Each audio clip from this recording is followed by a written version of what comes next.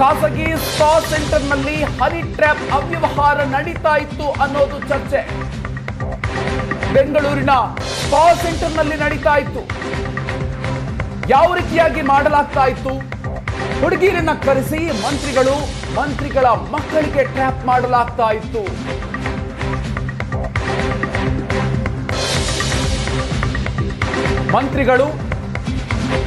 ಮಂತ್ರಿಗಳ ಮಕ್ಕಳು ಅವರನ್ನ ಈ ರೀತಿಯಾಗಿ ಬಲೆಗೆ ಬೀಳಿಸುವಂತ ಪ್ರಯತ್ನಗಳಾಗ್ತಾ ಇತ್ತು.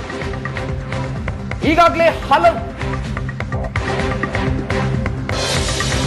ಹಲವು ಸಚಿವರುಗಳು ಹನಿ ಟ್ರ್ಯಾಪ್ಗೆ ಒಳಗಾಗಿರುವ ಬಗ್ಗೆ ಶಂಕೆ ವ್ಯಕ್ತ ಆಗ್ತಾ ಇದೆ.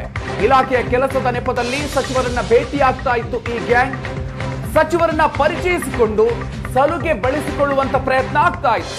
ಸಚಿವರನ್ನ ಟ್ರ್ಯಾಪ್ ಮಾಡೋದಕ್ಕೆ ವಿಫಲ ಆದ್ರೆ ಅವರ ಮಕ್ಕಳು ಹಾಗೂ ಅವರ ಪಿಎಗಳನ್ನ ಟಾರ್ಗೆಟ್ ಮಾಡಲಾಗ್ತಾ ಇತ್ತು.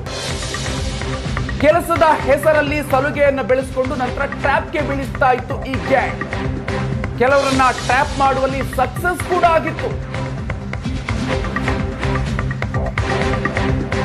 ಬನ್ನಿ ಬಗ್ಗೆ ಇನ್ನಷ್ಟು ಹೆಚ್ಚಿನ ಡೀಟೇಲ್ಸ್ ಕೊಡ್ತಾರೆ ನಮ್ಮ ಪ್ರತಿನಿಧಿ ಚೇತನ್. ಇದೀಗ ನಮ್ಮ ಜೊತೆಗೆ ನೇರ ಸಂಪರ್ಕದಲ್ಲಿ ಜಾಯ್ನ್ ಆಗ್ತಾ ಇದ್ದಾರೆ. ಚೇತನ್, ಈ ಪ್ರಕರಣ ರಾಜ್ಯ ರಾಜಕಾರಣದಲ್ಲಿ ದೊಡ್ಡ ಮಟ್ಟಿಗೆ ಸಂಚಲನವನ್ನೇ ಸೃಷ್ಟಿಸಿರುವಂತಹ ಪ್ರಕರಣ. ಯಾವ ರೀತಿಯಾಗಿ ನಡೀತಾ ಇತ್ತು ಅನ್ನುವಂಥ ವಿಚಾರಕ್ಕೆ ಸಂಬಂಧಪಟ್ಟಂತೆ ಎಲ್ಲೂ ಕೂಡ ಗೊತ್ತಾಗ್ತಾ ಇರಲಿಲ್ಲ. ಆದ್ರೆ ಈಗ ಏಷ್ಯಾನೆಟ್ ಸುವರ್ಣ ನ್ಯೂಸ್ ಅದನ್ನ ಬಯಲು ಮಾಡ್ತಾ ಇದೆ. ಏನೆಲ್ಲ ಡೀಟೇಲ್ಸ್ ಈವರೆಗೆ ಗೊತ್ತಾಗಿದೆ? ಮಧುಕರ್, ಸದ್ಯಕ್ಕೆ ರಾಜ್ಯದಲ್ಲಿ ಹನಿ ಟ್ರ್ಯಾಪ್ ಕೋಲಾಹಲ ಸೃಷ್ಟಿಯಾಗಿರುವಂಥದ್ದು. ಕಳೆದ ಕೆಲ ವಾರಗಳಿಂದನೂ ಕೂಡ ನಿರಂತರವಾಗಿ ಹನಿ ಟ್ರ್ಯಾಪ್ ವಿಚಾರನೇ ಚರ್ಚೆ ಆಗ್ತಾ ಇದೆ. ಅಂದರೆ ಮೊನ್ನೆ ಅಷ್ಟೇ ಸದನದಲ್ಲಿ ಈ ಒಂದು ಕುರಿತಂತೆ ಚರ್ಚೆ ಆಯಿತು. ಆದರೆ ದೂರು ಕೊಡೋದಕ್ಕೆ ರಾಜೇಂದ್ರ ಅವರು ಕೂಡ ಮುಂದಾಗಿರಲಿಲ್ಲ, ಮತ್ತು ರಾಜಣ್ಣ ಅವರು ಕೂಡ ಮುಂದಾಗಿರಲಿಲ್ಲ. ಆನಂತರ ರಾಜೇಂದ್ರ ಅವರು CM ಅನ್ನು ಭೇಟಿ ಮಾಡಿ MLC ರಾಜೇಂದ್ರ ಒಂದಷ್ಟು ದೂರುಗಳನ್ನು ಕೊಟ್ಟರು. ಅಂದರೆ ಮೌಖಿಕವಾಗಿ ಒಂದಷ್ಟು ದೂರನ್ನು ಕೊಟ್ಟರು. ಅದ್ರ ಬಗ್ಗೆ ಯಾವುದೇ ರೀತಿಯಾದಂಥ ಎವಿಡೆನ್ಸ್ ಇರ್ಬೋದು, ದಾಖಲೆಗಳೇನಾದರೂ ಇದೆಯಾ ಅಂತ ಕೇಳಿದ ಸಂದರ್ಭದಲ್ಲಿ ಇಲ್ಲ ಅಂತಂದ್ರು. ಇದೀಗ ಒಂದು ಹೋಮ್ ಮಿನಿಸ್ಟ್ರಿಗೆ ರಾಜಣ್ಣ ಅವರು ಕೂಡ ಒಂದು ಕಂಪ್ಲೇಂಟನ್ನು ಕೊಟ್ಟಿರುವಂಥದ್ದು. ಇಲ್ಲಿ ಅಫಿಷಿಯಲ್ ಆಗಿ FIR ಅನ್ನು ದಾಖಲು ಮಾಡೋದಕ್ಕೆ ಇಬ್ಬರು ಕೂಡ ಹಿಂದೇಟನ್ನು ಹಾಕ್ತಾ ಇರುವಂಥದ್ದು. ಅಂದರೆ ಕೇವಲ ಒಂದು ಗೃಹ ಸಚಿವರಿಗೆ CMಗೆ ಹೋಗಿ ಒಂದು ದೂರನ್ನು ಕೊಟ್ಟು ಬರ್ತಾರೆ. ಏನು FIR ದಾಖಲು ಮಾಡ್ಕೊಳ್ಳೋದೇ ಇನ್ವೆಸ್ಟಿಗೇಷನ್ ಅಂದರೆ ಪ್ರಾಥಮಿಕವಾಗಿ ಒಂದಷ್ಟು ಇನ್ವೆಸ್ಟಿಗೇಷನ್ ಅನ್ನು ಕೂಡ CID ಮಾಡ್ತಾ ಇದೆ, ಮತ್ತು ಎಲ್ಲವೂ ಕೂಡ ಮಾಡ್ತಿರುವಂಥದ್ದು. ಅಂದರೆ ಯಾವುದೇ ಒಂದು ಪ್ರಕರಣ ಅಫಿಷಿಯಲ್ ಆಗಿ ಒಂದು ಇನ್ವೆಸ್ಟಿಗೇಷನ್ ಆಗಬೇಕಂದ್ರೆ FIR ಆಗಬೇಕು. ಆದರೆ ಇಲ್ಲಿ FIR ಇಲ್ಲದೇ ಒಂದಷ್ಟು ಮಾಹಿತಿಗಳನ್ನು ಅಧಿಕಾರಿಗಳು ಕಲೆ ಹಾಕೊಳ್ತಿರುವಂಥದ್ದು. ಅಂದರೆ ಇದೀಗ ಗೊತ್ತಾಗ್ತಿರುವಂತಹ ವಿಚಾರ ಏನಂತಂದರೆ, ಈ ಹನಿ ಟ್ರ್ಯಾಪ್ನ ಗ್ಯಾಂಗ್ ಏನಿದೆ, ಈ ಗ್ಯಾಂಗ್ನ ಹಿಂದೆ ದೊಡ್ಡ ಕಥೆನೇ ಇದೆ. ಹಲವು ವರ್ಷಗಳಿಂದ ಇದೇ ಒಂದು ವೃತ್ತಿಯನ್ನು ಮಾಡಿಕೊಂಡು ಇವರು ಬರ್ತಾ ಇದ್ರು ಅನ್ನೋದ್ರ ಬಗ್ಗೆನೂ ಕೂಡ ಒಂದು ಮಾಹಿತಿ ಲಭ್ಯ ಆಗ್ತಿರುವಂಥದ್ದು. ಅಂದರೆ ಒಂದು ಟೀಮ್ ಆಗಿ ಇವರು ಮಾಡ್ಕೊಳ್ತಿದ್ರು. ಹನಿ ಟ್ರ್ಯಾಪ್ ಗ್ಯಾಂಗಲ್ಲಿ ಒಂದು ಟೀಮ್ ಆಗಿ ಮಾಡಿಕೊಂಡು ಇವರು ಡೈರೆಕ್ಟ್ ಒಂದು ಸಚಿವರು, ಶಾಸಕರು ಇವರನ್ನೇ ಒಂದು ಕೆಡ್ಡಕ್ಕೆ ಬೀಳಿಸುವಂತಹ ಒಂದು ಪ್ರಯತ್ನವನ್ನು ಮೊದಲಿಗೆ ಮಾಡ್ತಿದ್ರು. ಅಂದರೆ ಯಾವುದೇ ಇಲಾಖೆಯ ಕೆಲಸಗಳನ್ನು ಇಟ್ಕೊಂಡು ಮೊದಲಿಗೆ ಒಂದು ಕೆಲಸದ ನೆಪದಲ್ಲಿ ಹೋಗ್ತಿದ್ರು. ಒಂದಷ್ಟು ಕೆಲಸಗಳನ್ನು ಕೂಡ ಮಾಡಿಸ್ಕೊಂಡು ಅದಕ್ಕೆ ಒಂದಷ್ಟು ಹಣವನ್ನು ಕೂಡ ಆಯಾ ಸಚಿವರು ಅಥವಾ ಆಯಾ ಇಲಾಖೆಗೆ ಸಂಬಂಧಪಟ್ಟಂತಹ ಅಧಿಕಾರಿಗಳೇನಿದ್ದಾರೆ ಅವ್ರಿಗೆ ಹಣವನ್ನು ಕೊಡ್ತಿದ್ರು.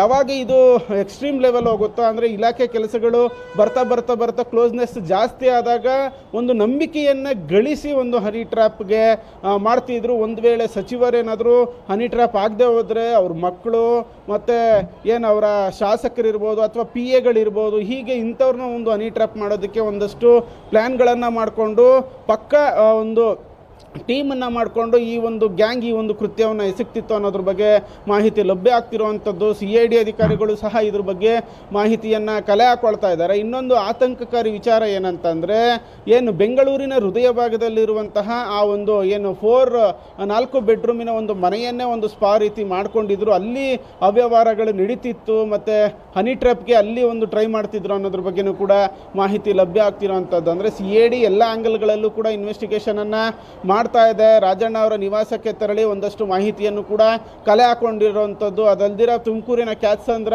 ಮಧುಗಿರಿ ಮನೆಗಳು ಮತ್ತು ಹೋಟೆಲ್ ಅಂತ ಏನು ಹೇಳಲಾಗ್ತಾ ಇದೆ, ಅಲ್ಲೂ ಕೂಡ ಹೋಗಿ ಒಂದಷ್ಟು ಮಾಹಿತಿಯನ್ನು ಕಲೆ ಹಾಕೊಂಡಿರುವಂಥದ್ದು. ಆದರೆ ಅಧಿಕೃತವಾಗಿ FIR ಆಗಿಲ್ಲ, ಮತ್ತು ಅಧಿಕೃತವಾಗಿ ಟೀಮನ್ನು ಕೂಡ ಸರ್ಕಾರದ ವತಿಯಿಂದ ಆಗಿಲ್ಲ. ಇದು ಅನ್ಅಫಿಷಿಯಲ್ ಆಗಿ ಒಂದು ಇನ್ವೆಸ್ಟಿಗೇಷನ್ ನಡೀತಾ ಇದೆ. ಈ ವೇಳೆ ಸಾಕಷ್ಟು ಒಂದು ಆತಂಕಕಾರಿ ಮಾಹಿತಿಯು ಕೂಡ ಇದೀಗ ಲಭ್ಯ ಆಗಿರುವಂಥದ್ದು. ಸಚಿವರನ್ನು ಟಾರ್ಗೆಟ್ ಮಾಡ್ತಿದ್ರು, ಅವರೇನಾದರೂ ಕೆಡ್ಡಾಗಿ ಬಿಡಿಲ್ಲ ಅಂತಂದರೆ ಅವರ ಪಿ ಎಗಳನ್ನು ಟಾರ್ಗೆಟ್ ಮಾಡ್ಕೊಳ್ತಿದ್ರು. ಇಲಾಖೆ ಕೆಲಸದ ನೆಪದಲ್ಲಿ ಶುರುವಾಗುವಂತಹ ಏನು ಇವರ ಪ್ರಯತ್ನ ಅವರನ್ನು ಹನಿ ಟ್ರ್ಯಾಪ್ ಕೆಡ್ಡಾಗಿ ಬೀಳಿಸುವಂಥ ತನಕವೂ ಕೂಡ ನಡೀತಿತ್ತು ಅನ್ನೋದು ಇದೀಗ ಗೊತ್ತಾಗ್ತಿರುವಂಥದ್ದು. ಮಧುಕರ್, ಚೇತನ್, ಅಂದ್ರೆ ಯಾವ ರೀತಿಯಾಗಿ ಇದು ಕಾರ್ಯಾಚರಣೆ ಸಾಗ್ತಾ ಇತ್ತು, ಪ್ರಿಪರೇಷನ್ ಹೇಗೆ ನಡೀತಾ ಇತ್ತು, ಬಲಿಗೆ ಬೀಳಿಸುವಂತ ಪ್ರಯತ್ನ ಯಾವ ರೀತಿಯಾಗಿ ಮಾಡ್ತಾ ಇದ್ರು ಈ ಗ್ಯಾಂಗ್ ಅಂತ? ಮಧುಕರ್, ಅಂದರೆ ಮೊದಲಿಗೆ ಇಲಾಖೆ ಕೆಲಸಗಳನ್ನು ನೆಪದಲ್ಲಿ ಹೋಗ್ತಿದ್ದು. ಅಂದರೆ ಯಾವುದೇ ಒಂದು ಉದಾಹರಣೆಗೆ ಯಾವುದಾದ್ರೂ ಒಂದು ಇಲಾಖೆ ಅಂದರೆ ಒಟ್ಟು ಸಚಿವರೇನಿದ್ದಾರೆ ಆ ಸಚಿವರಿಗೆ ಸಂಬಂಧಪಟ್ಟಂತಹ ಇಲಾಖೆಯ ಕೆಲಸಗಳನ್ನು ಇಟ್ಕೊಂಡು ಹೋಗ್ತಿರುವಂಥದ್ದು. ಒಂದು ಸಹಕಾರ ಇಲಾಖೆ ಇರ್ಬೋದು, ಲೋಕೋಪಯೋಗಿ ಇಲಾಖೆ ಇರ್ಬೋದು. ಹೀಗೆ ಇಲಾಖೆ ನಮ್ಗೆ ಒಂದು ಬಿಲ್ ಪೆಂಡಿಂಗ್ ಇದೆ, ನಮ್ಗೆ ಈ ಕೆಲಸ ಆಗಬೇಕು, ಮತ್ತು ನಮ್ಮ ಒಂದಷ್ಟು ನಮ್ಮ ಕಡೆಯವರು ಇದ್ದಾರೆ ಅವ್ರನ್ನ ಟ್ರಾನ್ಸ್ಫರ್ ಮಾಡಿಸ್ಬೇಕು ಅಂತ ಅಂದ್ಬಿಟ್ಟು ರಿಕ್ವೆಸ್ಟ್ ಮೇರೆಗೆ ಮೊದಲಿಗೆ ಪರಿಚಯ ಆಗ್ತಿದ್ರು. ಆ ಪರಿಚಯದಲ್ಲಿ ಒಂದಷ್ಟು ಕೆಲಸಗಳನ್ನು ಮಾಡಿಸ್ಕೊಳ್ತಿದ್ರು, ಮತ್ತು ಅದಕ್ಕೆ ಲಂಚದ ರೂಪದಲ್ಲಿ ಹಣವನ್ನು ಕೂಡ ಕೊಡ್ತಾ ಇದ್ರು. ಹೀಗಾಗಿ ಸಚಿವರು ಇರ್ಬೋದು ಅಥವಾ ಶಾಸಕರು ಇರ್ಬೋದು ಅವರನ್ನು ನಂಬ್ತಿದ್ರು. ಅಂದರೆ ಮೊದಲಿಗೆ ಒಂದಷ್ಟು ಕೆಲಸಗಳನ್ನು ಮಾಡಿಸ್ಕೊಂಡು ಹಣವನ್ನು ಕೂಡ ಕೊಟ್ಟಿರೋದ್ರಿಂದ ಸಹಜವಾಗಿ ಇದು ಓಕೆ ಅನ್ನೋ ರೀತಿ ಆದಮೇಲೆ ಒಂದು ಕ್ರಮೇಣ ಅಂದರೆ ಈ ಇಲಾಖೆ ಕೆಲಸಗಳು ಆದ ನಂತರ ಹನಿ ಟ್ರ್ಯಾಪ್ ಕೆಡ್ಡಾಗಿ ಬೆಳೆಸ್ತಿದ್ರು. ಆ ನಂತರ ಯುವತಿಯರನ್ನು ಬಳಸ್ಕೊಂಡು ಮೊದಲಕ್ಕೆ ಯುವತಿಯರು ಯುವಕರು ಇಬ್ಬರು ಸೇರಿಕೊಂಡು ಇಲಾಖೆ ಕೆಲಸಗಳು ಮತ್ತು ಕೆಲವೊಂದು ಟ್ರಾನ್ಸ್ಫರ್ಗಳನ್ನು ಕೂಡ ಮಾಡಿಸ್ಕೊಳ್ತಿದ್ರು. ಅದಕ್ಕೆ ಒಂದಷ್ಟು ಹಣವನ್ನು ಕೂಡ ಕೊಡ್ತಾ ಇದ್ರು. ಆ ನಂತರ ಯುವತಿಯರನ್ನು ಬಿಟ್ಟು ಪರಿಚಯವನ್ನು ಮಾಡಿಕೊಂಡು ಪರಿಚಯ ಆಗಿ ಸುಮಾರು ಒಂದು 6 ತಿಂಗಳು ವರ್ಷ ಹತ್ರ ವೆಯ್ಟ್ ಮಾಡ್ತಾಯಿದ್ರು. ಅಂದರೆ ವೆಯ್ಟ್ ಮಾಡಿ ಆ ನಂತರ ಯಾವಾಗ ಆ ವ್ಯಕ್ತಿಗೆ ಅಂದರೆ ಯಾರೇ ಒಂದು ಹನಿ ಟ್ರ್ಯಾಪ್ಗೆ ಒಳಗಾಗಿರುವಂತಹ ವ್ಯಕ್ತಿಗೆ ಅವ್ರ ಮೇಲೆ ನಂಬಿಕೆ ಯಾವಾಗ ಬರುತ್ತೋ ಆ ನಂತರವಷ್ಟೇ ಹನಿ ಟ್ರ್ಯಾಪ್ಗೆ ಅವರು ಪ್ರಯತ್ನವನ್ನು ಪಡ್ತಿದ್ರು. ಆ ನಂತರ ಖಾಸಗಿ ಸಂಭಾಷಣೆಗಳು ಶುರು ಆಗುತ್ತೆ, ಫೋನ್ ನಂಬರ್ ಎಕ್ಸ್ಚೇಂಜ್ ಆಗುತ್ತೆ, ಎಕ್ಸ್ಚೇಂಜ್ ಆಗಿ ಕೆಲವೊಂದಷ್ಟು ಮೆಸೇಜ್ಗಳು ಚಾಟ್ಗಳು ಹೋಗುತ್ತೆ. ಆ ನಂತರ ಹೀಗೆ ಒಂದು ಹನಿ ಟ್ರ್ಯಾಪ್ಗೆ ಅವರನ್ನ ಕೆಡ್ಡಾಗೆ ಕೆಡುತ್ತಿದ್ರು ಅನ್ನೋದ್ರ ಬಗ್ಗೆ ಗೊತ್ತಾಗಿರುವಂತದ್ದು. ಮಧುಕರ್,